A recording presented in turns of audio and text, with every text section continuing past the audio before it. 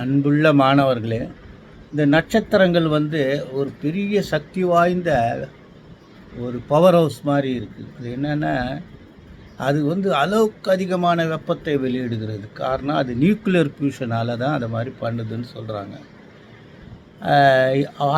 Hydrogen ஆட்டாமை ஹீலியமாக மாற்றி அதிகமான வெப்பத்தை வெளிப்படுத்துது. இதை மகநாத் சாஹன்ற ஒரு இந்திய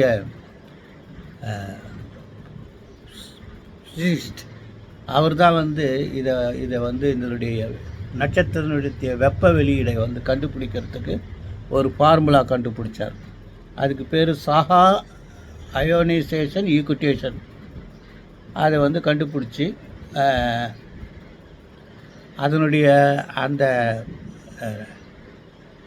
என்ன சொல்கிறது உருவ அமைப்பை வச்சு அதனுடைய டெம்பரேச்சர் எப்படி இருக்குன்றதை கண்டுபிடிச்சி சொல்லியிருக்காரு. அது என்ன எதுன்னு நீங்கள் ஆழமாக படிச்சுக்கணும்.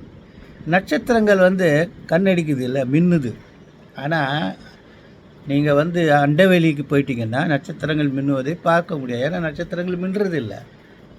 அதனுடைய ஒளி பூமியை சேரும்போது அதனுடைய அந்த நட்சத்திரனுடைய இந்த ஒளி அது பூமியை சேரும். பூமியில் இருக்கிற அந்த டெம்பரேச்சருடைய மாறுதல் அங்கங்கே ஒரு டெம்பரேச்சர் இருக்குல்ல, ஒரு இடத்துல வெயில் அடிக்கும், ஒரு இடத்துல அதனுடைய சூழ்நிலையின் காரணமாக நட்சத்திரம் கண்ணடிப்பதாகவோ மின்னுவதாகவோ தெரிகிறது அப்படின்றது தான் உண்மை. நீங்கள் மலை மேலே ஏறி நின்று பார்த்தீங்கன்னா நட்சத்திரம் மின்னுவது தெரியாது. ஏன்னா மேலே போக போக அது அந்த ட்விங்க்லிங் எஃபெக்ட்டு கிடைக்கிறதுக்கு வாய்ப்பு இல்லை அப்படின்னு சொல்லியிருக்காங்க. பார்த்துங்க. காலை வணக்கம், நன்றி.